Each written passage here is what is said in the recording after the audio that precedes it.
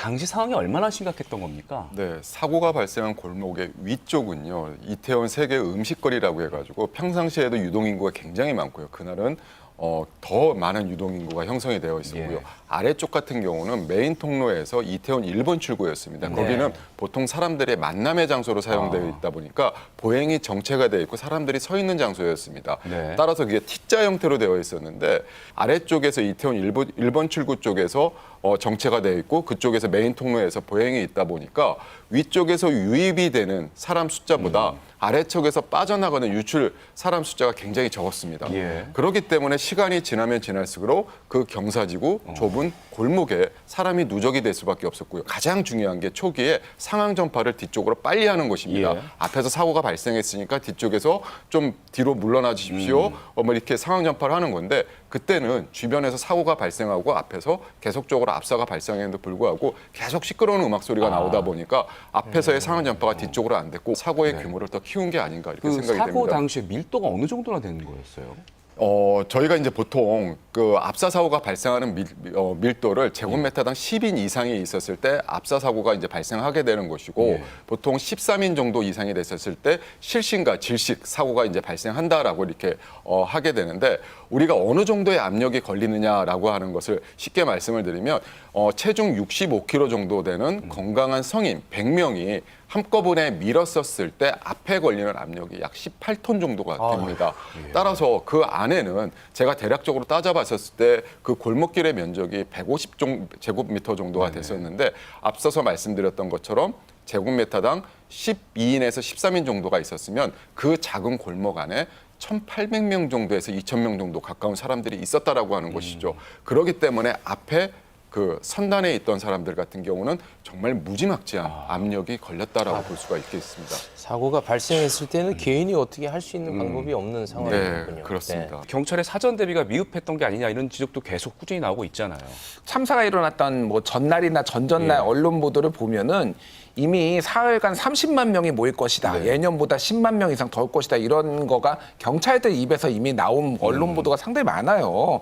그리고 사고 이틀 전에 용산경찰서가 보도자료를 냈는데 그걸 보면은 10만 명 가까운 인원이 제한된 공간에 모이다 보니까 불법 촬영, 뭐 강제추행, 절도 등 범죄가 빈발해서 시민 불편이 예상된다라고 얘기를 하고 시민안전과 질서 유지에 역량을 집중하겠다라는 건데 실제 투입된 인원 같은 경우에는 137명이었어요. 경찰이 투입이 된 게. 네. 근데 작년에는 85명이었으니까 작년보다는 증가를 했는데 이 중에서 50명은 마약 범죄 수사하는 경찰이었어요. 그러니까 작년하고 다를 바가 없었습니다. 근데 작년보다 지금 1.5배에서 2배 정도 증가한다라는 게 예상이 됐으면은 이 경력을 더 늘렸어야죠. 2017년에는 이 헬로윈 대위에 폴리스 라인이 설치가 돼서 경찰이 적극적으로 좀 통제를 했는데 이번에는 도로 쪽까지 좀 나와 있었나요? 예, 폴리스 그렇죠. 라인이? 폴리스 라인을 설치를 했는데 이번에는 그런 것들의 계획도 없었고 실제 설치되지도 않았고 불꽃 축제, 여의도 불꽃 축제 같은 경우에 여의나루 여기 무정차를 했는데 그런 부분들을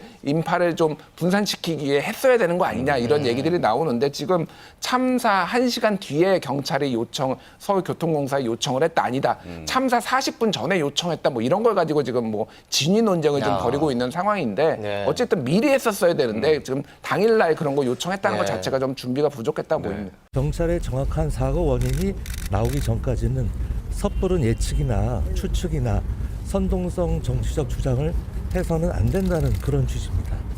그래서 그것이 과연 경찰의 병력 부족으로 인한 사고였는지 아니면 근본적으로 우리가 집회나 어떤 모임에 있어서 시정해야 될 것이 있는 건지 그런 것을 보다 깊게 연구를 해야 되는 것이지. 교수님, 현장에 만약에 경찰 병력이 더 많이 투입이 됐다.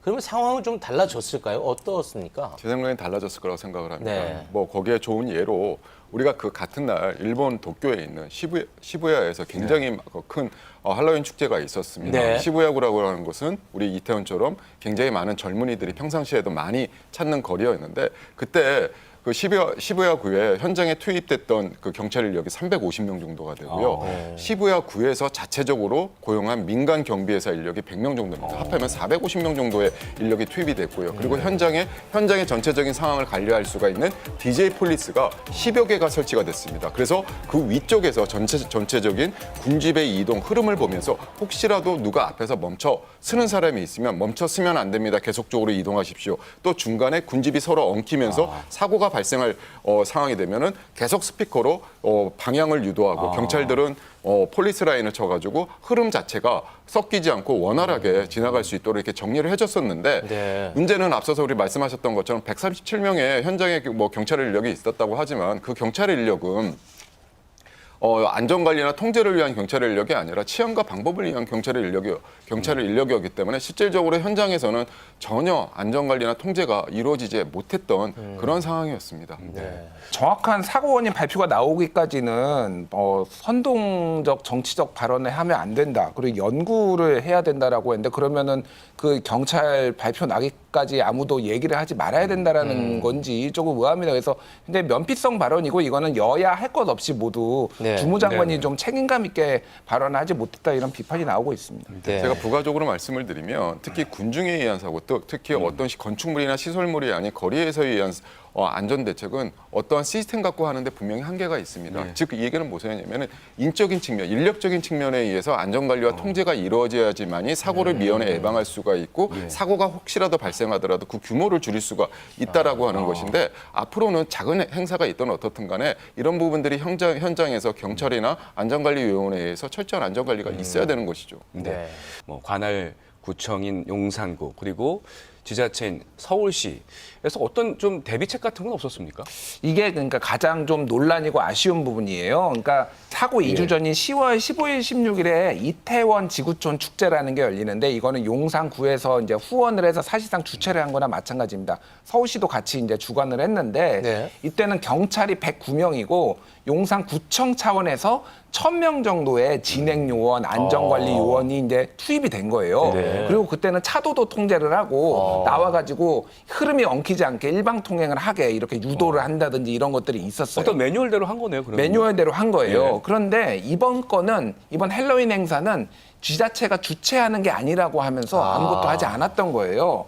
지난 26일에 구청, 경찰, 상인들이 같이 긴급 간담회를 열었는데 이때는 안전 관련해서 얘기가 나온 게 별로 없습니다. 안전 관련은 없고 뭐 청소를 어떻게 하네, 마약 단속을 어떻게 하네, 뭐 이런 얘기만 나온 거예요. 그래서 용산구청에서 이번에 헬로윈 때 실제 투입된 인원은 30명이었습니다. 그럼 전에는 1000명, 2주 전에 1000명을 투입을 했는데 네. 아무리 직접 주최하는 게 아니더라도 30명만 투입을 한다? 이거는 너무 무책임한 거죠. 그러니까 관내에서 열리는 어떤 행사인데. 근데 30명 중에서 또 안전 관련 인력은 한 명도 없다는 보도가 있던데요. 예, 그게 그러니까 대부분 주차 단속, 네. 불법 주정차 단속 뭐 이런 거를 이제 하는 사람이고 용산구청장 같은 경우에는 행사의 주최 측이 없었고 축제가 아니라 하나의 현상이었다.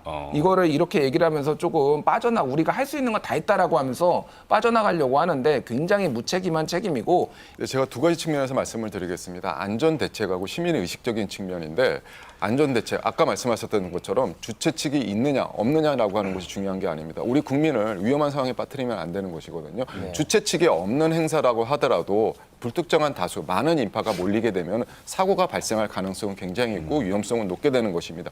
그런 행사 같은 경우도 앞으로는 면밀한 안전 대책을 수립하고 안전 계획을 수립하고 선제적인 안전 조치 좀 과하다고 할 정도의 안전 조치가 이루어질 필요가 있게 되는 것이고요. 두 번째로 시민의식입니다. 이렇게 군중에 의한 사고는 전조 증상이 있습니다. 예, 점차적으로 밀도가 높아지고 이렇게 됐었을 때 내 자유보행이 안 되고 군집에 의한 쏠림 보행이 점차적으로 강해지게 되면 사고에 대한 가능성, 위험성이 높아지게 되는 것입니다. 그럴 때는 그 현장에서 미리 선제적으로 빠져나오는 방어적인 자기 보호적인 행동을 해야지만이 자신의 가족과 자신을 지킬 수가 있게 되는 것입니다. 네, 알겠습니다. 여기서 마무리 짓겠습니다. 두 분 고맙습니다. 고맙습니다.